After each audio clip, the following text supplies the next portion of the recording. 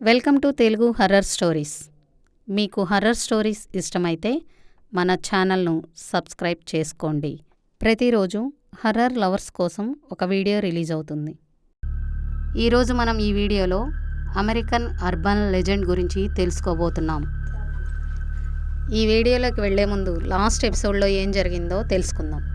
Detective robin river secret కనుక్కోవడానికి river దగ్గరికి వెళ్తాడు.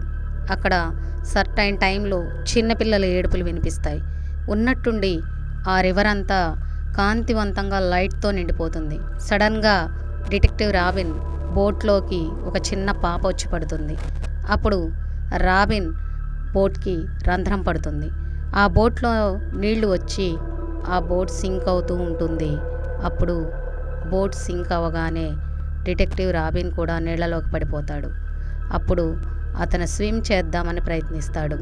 అప్పుడే అతనికి బుక్లో చూసినట్లుగా అతని కాళ్ళు దేనికో కట్టి వేసినట్లు అనిపిస్తున్నాయి. కాళ్ళు ఎంత తీద్దామన్నా రావు. అతని కాళ్ళు బుక్లో చూపించినట్లుగా ఆ ఐరన్ బాక్స్కి కట్టబడి ఉంటాయి.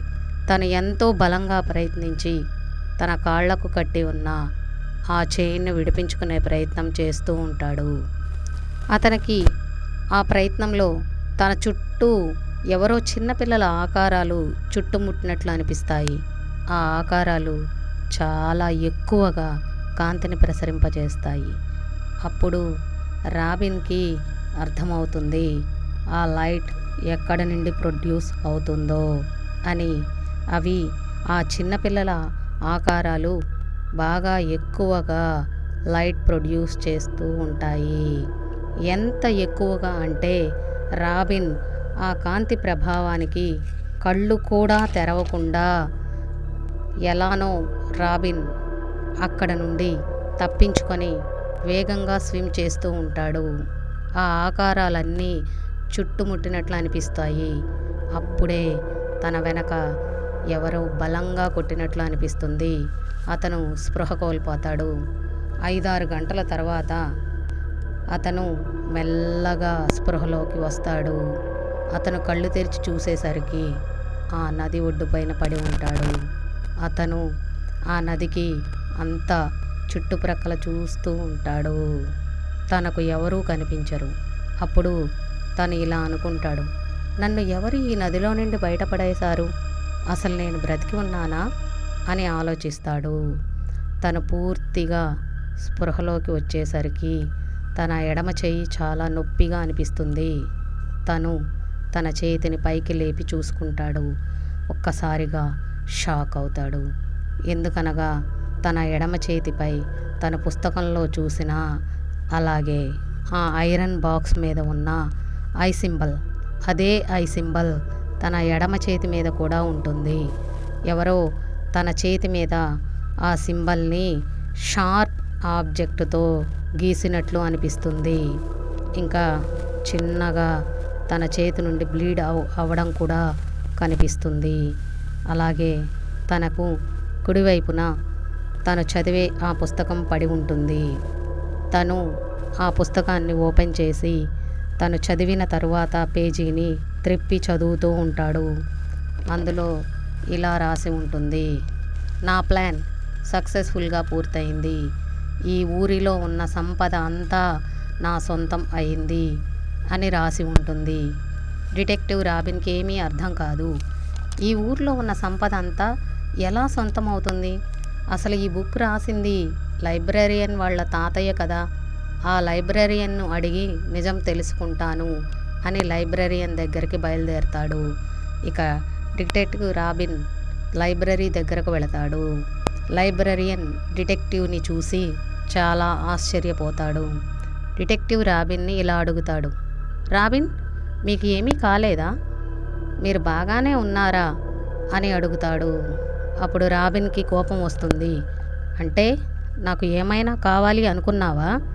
నేను తిరిగి రాకూడదు అనుకున్నావా అని రాబిన్ లైబ్రరీయన్ని అడుగుతాడు. అప్పుడు లైబ్రరీయన్, అలా ఏమీ కాదు సార్, నిన్నటి నుండి మీరు కనిపించడం లేదు కదా అని పోలీసులు మిమ్మల్ని వెతుకుతున్నారు. సో అందుకే మిమ్మల్ని చూసి నేను అలా అడిగాను అని చెప్తాడు. ఇక లైబ్రరీయన్ని రాబిన్ ఇలా అడుగుతాడు, నువ్వు ఈ పుస్తకాన్ని నాకు ఇచ్చావు. ఎందుకో నాకు తెలియదు అనుకుంటున్నావా? ఈ బుక్ చదివి నేను తిరిగి బ్రతికి రాను అనుకున్నావా? అందుకే నువ్వు నాకు ఈ బుక్ ఇచ్చావు. నేను ఈ బుక్ చదివి ఇందులో ఉన్న నీ రహస్యాలన్నీ తెలుసుకున్నాను. నువ్వు నాకు ఇప్పటికైనా నిజం చెప్పు, లేదంటే నేను నిన్ను పోలీసులకి అప్పజెప్పాల్సి ఉంటుంది. నేను ఈ బుక్ చదివి నీ రహస్యాలు అన్నీ తెలుసుకున్నాను. ఇప్పటికైనా నిజం చెప్పు అని డిటెక్టివ్ రాబిన్ లైబ్రరీయన్ని అడుగుతాడు. సార్, నాకు ఈ బుక్లో రాసిన దానితో ఏమీ సంబంధం లేదు. ఈ బుక్ని మా తాతయ్య రాశారు. దయచేసి నన్ను ఏమీ చెయ్యొద్దు. నన్ను పోలీసులకు అప్పగించవద్దు. నాకు తెలిసిన నిజాలన్నీ మీకు వివరంగా చెబుతాను అని లైబ్రరీయన్ డిటెక్టివ్ రాబిన్తో అంటాడు. ఇందులో మీ తాతయ్య రాసిన దాని ప్రకారం ఈ ఊరిలో ఉన్న సంపద అంతా తన సొంతం అని ఉంది. అసలు దాని రహస్యం ఏమిటి? ఏ విషయాన్ని దాచకుండా నాకు నిజం చెప్పు అని డిటెక్టివ్ రాబిన్ అంటాడు. సార్, నాకు దీనితో ఎటువంటి సంబంధం లేదు. ఇదంతా మా తాతయ్య చేశారు. మా తాతయ్య బాగా యంగ్గా ఉన్నప్పుడు జరిగింది. ఆయనకి అప్పుడు 20 సంవత్సరాలు అలా ఉంటాయి. మా తాతయ్యకు బాగా డబ్బు పిచ్చి చిన్నప్పటి నుంచి ఉంది. అప్పుడు ఆ సమయంలో వరల్డ్ వార్ II జరుగుతుంది. అప్పుడు ఆ సమయంలో ప్రభుత్వం డబ్బంతా యుద్ధానికే ఖర్చు పెడుతూ ఉంది. అప్పుడు మా విలేజ్కి కరువు వచ్చింది. మా విలేజ్లో తినడానికి తిండి లేదు. 3 సంవత్సరాల నుండి స్టోర్ చేసుకొని ఉన్న ఫుడ్ కూడా కొంచెం కొంచెంగా అయిపోవస్తూ ఉంది. ఆ కరువు కాలంలో పుట్టిన పిల్లలందరూ ఏడుస్తూ ఉన్నారు. అప్పుడు ఆ సమయంలో వారి ఆర్తనాదాలు చాలా భయంకరంగా ఉండేవి. ఇక ఒక సర్టైన్ పాయింట్లో ఫుడ్ అంతా అయిపోయింది. వారి తల్లులు చేసేది ఏమీ లేక, ఆ చిన్నపిల్లల ఏడుపులు తట్టుకోలేక, వారి దగ్గర ఫుడ్ లేక ఆ పిల్లలను మా ఊరి దగ్గర ఉన్న చెరువులో వేసి వారు కూడా ఆ చెరువులో దూకి చనిపోదాం అనుకుంటారు. అలా విలేజ్లో దాదాపుగా 20% మంది అలానే ఆలోచించి చెరువులో దూకి చనిపోయారు. ఇక వారిలో అలా ఆలోచించిన వారిలో మా తాతయ్య కూడా ఉన్నారు. ఒక యుద్ధం ముగిసింది. విలేజ్లో కూడా వాతావరణం మారింది. ఇక మెల్లగా వర్షాలు కురవడం మొదలైంది. ఇక విలేజ్ అంతా సెట్ అవుతుంది అనుకున్నాం. కానీ ఇక్కడే అంతా రివర్స్లో జరిగింది. మా ఊరు మళ్ళీ నార్మల్ స్టేజ్కి వస్తుంది అనుకున్నాం. కానీ అప్పుడు మా ఊరి చెరువులో చేపలు పట్టడానికి వెళ్ళిన వారందరూ తిరిగి రాకపోవడంతో అక్కడ వాళ్ళు చెక్ చేశారు. అక్కడ వారికి చిన్నపిల్లల ఏడుపులు వినిపించడం మొదలైంది. ఆ ఏడుపులు అసలు ఎక్కడ నుంచి వస్తున్నాయని చెక్ చేయడానికి ఆ రివర్లో దిగిన వారు మళ్ళీ తిరిగి రాలేదు. దానితో ఆ రివర్లో ఏదో పారానార్మల్ డార్క్ ఎనర్జీ ఉన్నట్లు మా ఊరి వారు గమనించారు. ఆ రివర్లో ఉన్న దానిని ఎలాగైనా ఆపడానికి డార్క్ మ్యాజిక్ చేద్దాం అనుకున్నారు.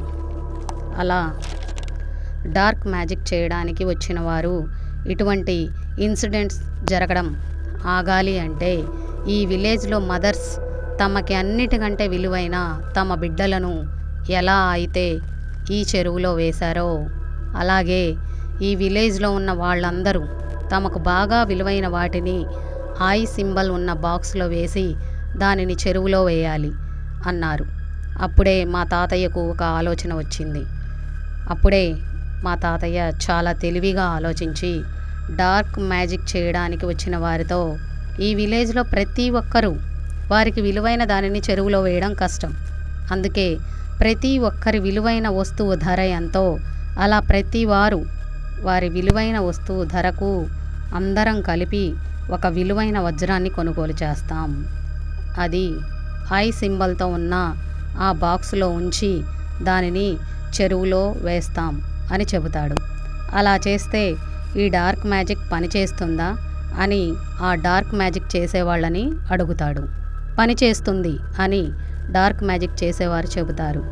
అలా ఆ ఊరి వాళ్ళందరూ తమకు విలువైన వస్తువులు ఎంత వాల్యూ అయితే అవుతుందో అంత డబ్బును మా తాతయ్యకు తెచ్చి ఇచ్చారు. మా తాతయ్య ఆ డబ్బుతో ఒక వాల్యుబుల్ డైమండ్ కొన్నారు. ఆ డైమండ్ ఈ రోజుల్లో కొనాలి అంటే కొన్ని $1,000,000 అవుతుంది. తరువాత ఆ ఊరి వారందరూ మా తాతయ్యను నమ్మి ఆ డైమండ్ను ఐబాక్స్లో ఉంచి దాన్ని రివర్లో వేయమని మా తాతయ్యకు ఇచ్చి పంపారు. కానీ మా తాతయ్య ఆ బాక్స్లో డైమండ్ను బయటకు తీసి కొన్ని రాళ్ళు ఉంచి ఆ బాక్స్ను నీళ్ల లోపలికి వదిలేశారు. అందువల్లే మా ఊరికి పట్టిన శాపం అలాగే ఉంది. కానీ మా తాతయ్య ఆ రోజే ఆ డైమండ్ని ఆ చెరువులో వేసి ఉంటే ఇంతమంది చనిపోయేవారు కాదు. మా తాతయ్య ఆయన చేసిన తప్పుకి చాలా పెద్ద శిక్ష అనుభవించారు. ఆ రోజుల్లో మా తాతయ్యకు పరాలసిస్ వచ్చి చనిపోయారు. సో ఇదే డిటెక్టివ్ రాబిన్ నాకు తెలిసిన నిజం. నన్ను అర్థం చేసుకుంటారని అనుకుంటున్నాను. నాకు ఆ చావులకు ఎటువంటి సంబంధం లేదు. మా తాతయ్య బుక్ని నాకు తిరిగి ఇవ్వండి ప్లీజ్. డిటెక్టివ్ రాబిన్ ఇలా అంటాడు. అంతా బాగానే ఉంది, కానీ నువ్వు నాకు ఇదంతా ఎందుకు ముందు చెప్పలేదు? నేను మళ్ళీ ఆ రివర్ నుండి తిరుగు రాను అని కదా నువ్వు నాకు మా తాతయ్య బుక్ ఇచ్చావు కదా? నువ్వు నా దగ్గర ఇంకా ఏదో దాస్తున్నావు లేదా డిటెక్టివ్? లేదు డిటెక్టివ్, మీరు ఏమంటున్నారో నాకు అర్థం కావడం లేదు. మా తాతయ్య ఆ డైమండ్ ఎక్కడ దాచాడో కూడా నాకు తెలియదు. ఆ రహస్యం ఆయనతోనే సమాధి అయింది. మీరు నన్ను బెదిరించవద్దు. మా తాతయ్య బుక్ నాకు ఇస్తారా అని రాబిన్ని అడుగుతాడు. సరే తీసుకో అని డిటెక్టివ్ రాబిన్ బుక్ని ఇవ్వబోతాడు. సో లైబ్రరియన్ చిన్నగా బుక్ తీసుకోవడానికి డిటెక్టివ్ రాబిన్ వైపు అడుగులు వేస్తూ ఉంటాడు. అప్పుడే అటుగా ఒక రూమ్ నుండి చిన్న పిల్లల ఏడుపు వినిపిస్తూ ఉంటుంది. అది సేమ్ రివర్ దగ్గర వచ్చిన ఏడుపులానే ఉంది. సో రాబిన్ అలర్ట్ అయి, ఏంటి లైబ్రరియన్, ఇక్కడ చిన్న పిల్లవాడి ఏడుపు వినిపిస్తుంది. సేమ్ రివర్ దగ్గర ఏ ఏడుపు అయితే వినిపించిందో అలానే ఉంది. ఇక్కడ ఏం జరుగుతుంది లైబ్రరియన్ అని రాబిన్ అడుగుతాడు. చిన్నపిల్లాడి ఏడుపా? నాకేమీ వినిపించడం లేదే అని అంటాడు లైబ్రరియన్. ఇక డిటెక్టివ్ రాబిన్ ఏడుపు వినిపిస్తున్న వైపు పరిగెత్తుతూ వెళతాడు. అక్కడ ఒక డోర్ వెనకాల నుండి ఆ శబ్దం వస్తుంది. ఇక రాబిన్ ఆ డోర్ ఓపెన్ చేద్దాం అనుకునే లోపు లైబ్రరియన్ ఇలా అంటాడు. రాబిన్, డోర్ ఓపెన్ చేయొద్దు, నీకే చెప్తున్నా అని అరుస్తాడు. ఇక ఇదేమీ పట్టించుకోకుండా రాబిన్ డోర్ ఓపెన్ చేస్తాడు.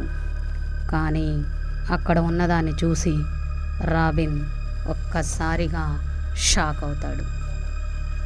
ఇక ఆ డోర్ వెనక ఏముందో మనం నెక్స్ట్ ఎపిసోడ్లో తెలుసుకుందాం.